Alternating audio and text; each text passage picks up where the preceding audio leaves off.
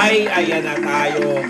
Gabing-gabi to. Vlog kami ni Dondon. Ano ba yan? Hindi, kasi nga pag-uusapan natin ngayon sa episode natin ang viral na video ng interview ng Bini.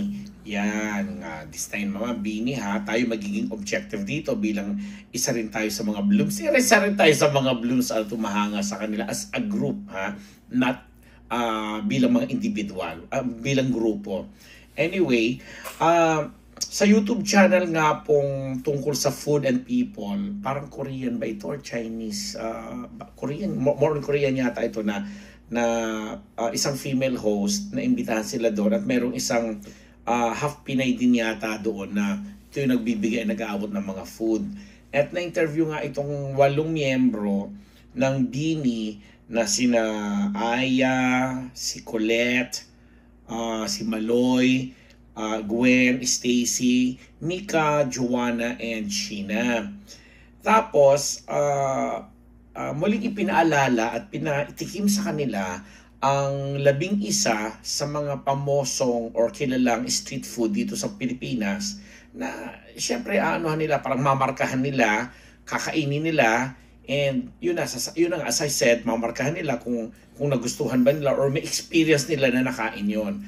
So, okay naman, game na game yung Bini, yung 8 mga babae na isa-isang iniaabot sa kanila yung mga pagkain, and bawat isa nga ay nagbibigay ng kanilang komento, ng kanilang kung anong naging panlasa nila, and very truthful naman sila sa kanilang mga sinasabi. Kaya lang may mga netizen na nakapansin, kasali na ako doon, na medyo hindi yata masyadong napagsabihan kung sino man nga itong namamahala dito sa grupong ito, na ang pinuntahan nilang programa ay food and people, more kadalasan, kasi sinilip din namin yung pinaka YouTube channel niya, talagang para nagiging promotion ito, nagiging venue para i-promote yung mga pagkain ng isang bansa na bahagi ng kultura, of course, and turismo. But nung nilatag na yung mga pagkain, nagsimula sila sa mixed nuts. Yung alam natin yung mixed nuts doon, di ba? Yung mga pinagsama-samang mga yung may mani, may cornic, at may beans, etc. etc. Appreciated kasi hindi silang 8 lahat alam nila at gusto nila. Okay, binibinigyan ng marka na kunwari 10 being the highest, may nagmamarka ng 8, 9, mga 7, ganon. And then sinunod nila doon yung kwek-kwek, na alam nating lahat naman isa siyang pamosong street food na yung itlog, di ba yan? Na may coated by, ano ba nilalagay doon? Harina ba yun or what? Na piniprito. Tapos pag kinain mo, sarap-sarap. Tama ba ako? Oo. Kasi ako nakatikim na rin ako niyan na isa yan sa mga street food talaga na nandiyan lang sa mga kalsada talaga, especially dito sa Metro Manila. And then sunod lang tinikman, but then again, yung kwek-kwek talagang well appreciated ng lahat. Parang halos lahat ay nakatikim na sa buhay nila ng kwek-kwek. Ang ingay ng pintuan doon. And then sunod nilang kinain yung hopyang baboy.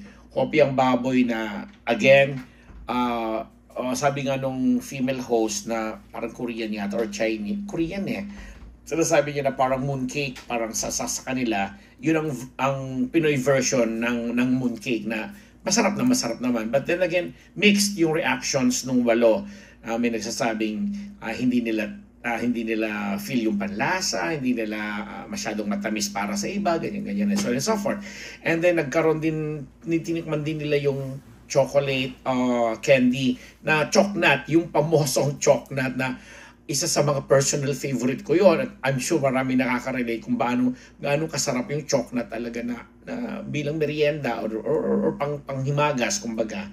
Again, binigyan din ito ng mixed reviews, at yung iba nga, hindi ko maalala kung sino nagsabi na hindi pa niya titikman sa tanang buhay niya kasi hindi rin siya mahilig sa chocolate. Understandable.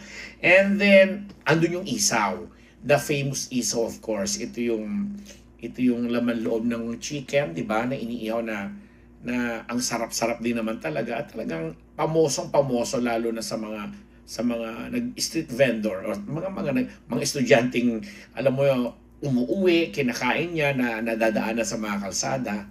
And then maganda, halo-halo din ang kanilang ano doon, reviews doon, yung kanilang pagbibigay ng marka. Pero karamihan nga sa iba, yung may mga ibang medyo maaarte, may 2 o 3 maaarte na may para sinasabi pang gross, kadiri, ano ba yan, mga ganun-ganun silang komento na hindi naiiwasan sa kanilang, sa expression ng kanilang mga muka na hindi nila nagugustuhan yung nakikita nila. Again, understandably, choice nila yon, di ba? Sinasabi nga natin, pwede mo naman talagang magpakatotoo ka, sasabihin mong hindi mo lang talaga feel or hindi mo naranasan at all na makakain ng ganun. And then may yema na sobrang tamis para sa iba. And then yung balut, of course, mawawala ba yung balut na pamosong-pamoso na may 2 o 3 girls na talagang wow, pinagmamalaki nila talaga yung balon na sabi sa kahit ulit-ulitin pa at kahit ilang beses, ilang piraso na kakain sila ng balon. May isa doon na sinasabi nila yung yellow yan kinakain. Meron namang pinagmamalaki yung mismong duck, 'di ba? Yung duck. At meron yung half Pinay na nagbibigay sa nag-aabot ng food. Talagang kahit hindi siya nakatira sa Philippines, pero talaga daw siya yung klase ng half Pinay na talagang ipagmamalaki niya kahit sa bansa ang balot. Binigyan nila din ng mixed reviews at mga ratings. May bababa, may nagbigay pa nga yata ng 0 or what. And then yung Betamax, yung dugo ng manok na inihaw din na again, isa rin sa mga famous na street food ito doon yata ako nakarinig ng yak. May mga ganun-ganun ko narinig ng mga arte. Lalo yung isang girl doon, ako napanimutan ko ang name na again, with all due respect sa mga Blooms kasi sabi ko nga, hinahangaan ko sila bilang grupo, hindi bilang individual. Kasi may mga isa na sabing bias ganito. Ako bias ko yung mismong grupo kasi nagugustuhan ko talaga sila, pero may mga lumalabas talagang individual na kaartihan, especially nga doon sa mga nasa YouTube channel ka na pinamamahala ng isang foreigner or pinangangisiwaan, and then supposedly dapat pinopromote mo yung mga food natin at kahit paano tinutulungan dahil karamihan pala sa nanonood dito sa YouTube channel na ito ay mga foreigners at talagang yung mga biyahero na gustong makatikim ng iba-ibang pagkain ng iba't ibang bansa. And then pagkatapos nga ng Betamax or dugo, yung mamon, of course, ang sarap-sarap. Chiffon ba ang tawag natin sa gano'n? Yung version natin. Sarap din ang mamon. And datoron, yun ang sumunod nilang kinain doon. Basta tinikman nila lahat. At ang panghuli, pang-11 na tinikman nila, yung taho. Na syempre, again, mix din.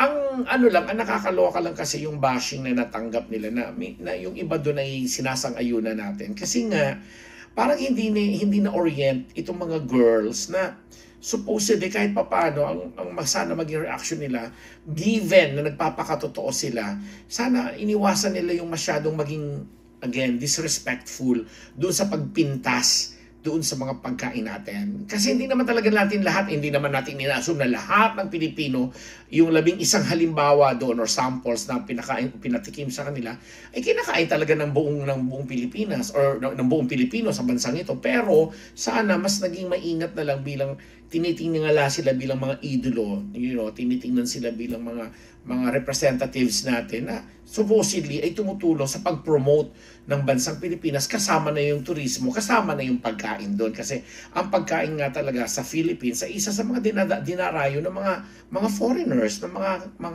taga-ibang bansa. At lagi natin pinagmamalaki yan. Doon sa mga na-mention kong 11, may 1 o 2 o 3 mga pagkain doon na talaga namang kilalang-kilala sa buong mundo. And being nagre-represent sa atin sa global stage at ini-entertain din nila yung mga hindi lang mga Pilipino kundi yung mga ibang bansa, mga ibang lahi na nag-appreciate sa kanila.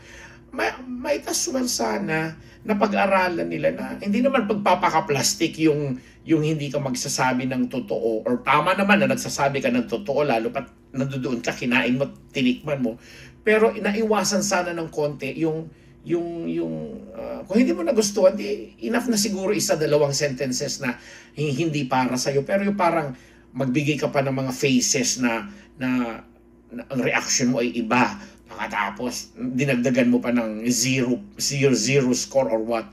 hindi na. For promotion purposes, ang sinasabi natin ito, for promotional purposes, sana mas naging disimulado na lang yung mga bata. Lalo pat karamihan sa kanila, may mga English na may mga chuwang na hindi namin alam kung saan pinulot, etc. etc. So yun, nakakalungkot lang na sa mga ganong pagkakataon na binibigyan nga sila ng parang venue or platform dahil through their songs, lalo pat 'di ba sila yung mga grupo na gumagawa ng mga kanta, particular sa mga laro, sa mga kinalakihan nila, kagaya ngayon yung latest nila pinopromote, Shaggy din na yan, na sana nabuo yung konsepto ng pagiging, alam mo, yung global influencers nila. Hindi ko sila gustong ikumpara doon sa male counterpart nila na paborito nating lahat na SB19, pero hindi talaga maiiwasan yung klase ng pagmamanage sa kanila, especially pag may mga ganitong guesting, promotional activity, promotional tour, na talagang na-highlight yung pagiging Pinoy nila sa global stage na ginagaya na nga, na-i-influensyahan nila yung mga ibang lahi. Yun lang. Hindi ito para i-bash or laitin natin sila or dagdagan, but pinupuntusan din po natin at parang gusto nating i-validate na sana kung sa iba sigurong programa yon na hindi ganun yung title, Food and People, mauunawaan pa natin yung pagpapakatotoo nila. But since nandoon nga sila sa programa na supposedly naka-highlight sa pagkain at mga tao ng bansang kung sino man yung nakaupo dun bilang guest, inaiunawaan natin na part yun ng promosyon para sa kultura, turismo at mga pagkain ng Pilipino. O, diba? Yun lamang, mga kabloom, sana wag niyong mamasamain at sana nga talaga, yan ang hirap kasi minsan pag yung ang nagmamanage sa kanila, with all due respect, kasi 20 plus years din ako sa ABS-CBN, alam ko rin talaga ang klase at ang sistema kung paano, alam mo yon, hinahype, masyadong pinalalaki at masyadong parang minsan naboblown out of proportion na yung mga objectives na supposedly ay aapektuhan tuloy ang mga bata, itong mga members ng grupo na in all fairness naman nagsisikap din naman talaga siguro na igawin nila yung dapat, kaya lang may mga turo din kasi, may mga turo, may mga workshop, may mga seminar na sa ganung linya sila igina-guide, sa ganung direction sila gustong papuntahin. Kaya yon sila ang nalalait. Kaya sa mga kapwa natin blooms dyan at ang mga humahanga din mula kina Aya, Colette, Maloy, Gwen, Stacy, Mika, Joanna at saka si Sheena, yun na, ipagdasal lang din natin sila at sana nga mas maging malawak pa ang understanding nila bago sana ipagpatuloy yung pagre-represent at pagiging mga Pinay artist nila sa global stage. Sana mas naiintindihan nila din yung pagiging Pilipino nila sa isip, sa salita at sa gawa at sa pagkain. Kasi iba doon para feeling ko, parang ang yayaman naman ng mga batang ito bago sila siguro naging Pino. At sadyang talagang mayayaman sila lahat. Hindi ko po alam kasi personally, sabi ko nga, inahangaan ko sila bilang isang grupo, hindi bilang isang individual na may pinanggagalingan. Pero after this, I promise, talagang iisa-isahin ko silang 8. Ano ba talaga mga background nila at lahat. Kasi pwedeng hindi natin siguro sila naaunawaan sa ganong aspeto. But still, sabi nga natin, since nire-represent nila ang Philippines, ang kultura, turismo, pagkain, ugali, values ng Pilipino, dapat siguro meron silang pagkakaisa, meron silang united na goal na, alam mo, kahit medyo hindi nila ginagawa or nararanasan, kailangan ituro sa kanila, di ba? Ituro sa kanila. Yun lang po. Ako ang inyong lingkod, Papa Mera Malamat Nabus. Magkita-kita tayo muli sa susunod na episode. Yun lang. Maraming salamat sa mga sponsors at sa mga nagpapa-shoutout. Thank you.